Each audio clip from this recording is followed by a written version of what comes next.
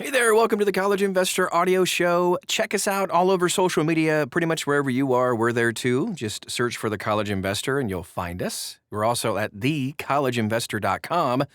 Check us out there because we have information on pretty much everything, including this.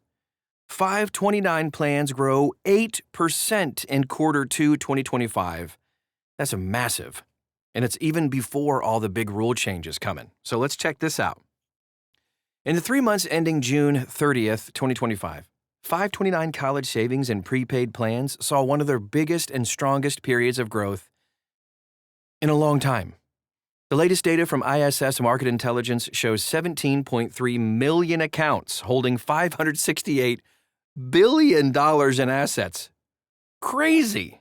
That's up $60 billion just last year. That's a 7.9% increase in accounts and an 11.8% jump in total assets over the same period. What makes this surge noteworthy, too, is that this all occurred before the full impact of the One Big Beautiful Bill Act OBBBBBBBA. There's only 3 Bs, but it's just still. It's a lot of Bs. But the new law signed in July 2025 significantly broadens what families can pay for with their 529 accounts. Historically, this has focused on higher education. 529 plans will soon be able to cover certain workforce training programs, licensing exam fees, and even professional credentialing costs. The law also increased what's allowed for elementary education. Pretty cool. This example has the potential to accelerate account openings and contributions in the second half of the year and beyond, particularly among families who see 529s as a tax-advantaged way to invest in both traditional education and career-focused training. Inflows to 529 plans near record highs. Net inflows, which are contributions minus withdrawals, into all these savings plans totaled $4 billion in Q2 alone, up from $3.6 billion during the same quarter last year and $3.8 in 2023. The increase reflects both higher contributions and steady withdrawals by families using funds for qualified expenses. The resilience of money flowing into 529s is notable, especially given the volatility in financial markets in 2024 and early 2025, right?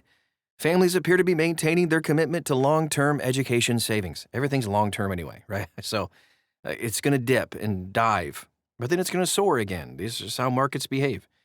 Even amid shifting interest rates and all the market performance, it's still, you're playing the long game, people. Industry analysts say part of this strength comes from a growing awareness of all the flexibility inside these plans. In recent years, lawmakers have added new qualified expenses, like K-12 education or tuition, apprenticeships, and limited rollovers to Roth IRAs, which are huge. The OBBBA's workforce training provisions are the latest in this series of changes. How OBBBA expands qualified expenses.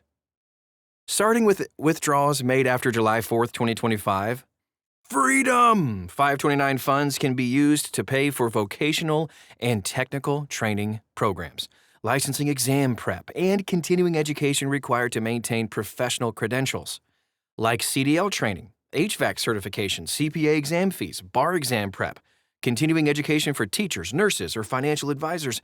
This all makes sense. Furthermore, 529 plan withdrawals for K-12 education can now include more than tuition. It includes course materials, tutoring, and more. For kindergarten? Anyway, and starting in 2026, the limit for K-12 expenses rises to $20,000 per year.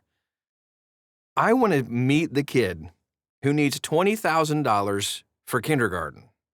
Gold-plated crayons or something? I don't get it. Anyway, it's important to note that state tax treatment may not align with these new federal rules, though. California and Colorado, they, of course, have historically declined to follow certain federal 529 expansions, meaning residents could face state tax on some withdrawals even if they're penalty-free at the federal level. What? Come on, California and Colorado. Get with the program. 529 plans will likely continue to grow because of all this. By adding workforce training to the list of expenses, qualified expenses rather, policymakers are just opening the door and a bunch of windows to more families to use 529 accounts. This includes adult learners changing careers, professionals seeking advanced credentials, students who plan to attend trade schools rather than traditional four-year universities. We need more trade people, Even existing professionals like financial advisors and CPAs can use the plan to pay for CE requirements and maybe get a tax deduction for doing so. It also creates new plan opportunities for families. Parents could start funding an account knowing it might one day pay for their child's college degree, maybe even a vocational certification, or just a future career change in adulthood. Makes sense.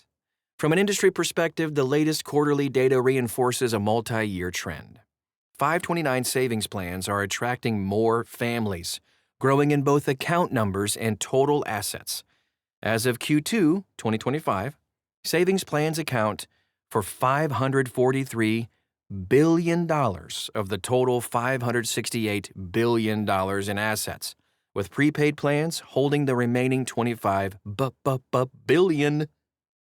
The policy shifts from OBBBA could encourage states and plans to market 529s to new demographics, including employers who may want to use them as part of workplace benefits packages. Amazing!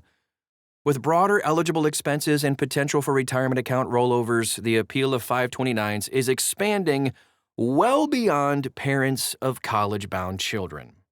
If you want to dive really deep into all the different things that are going on, check it out inside this article at thecollegeinvestor.com.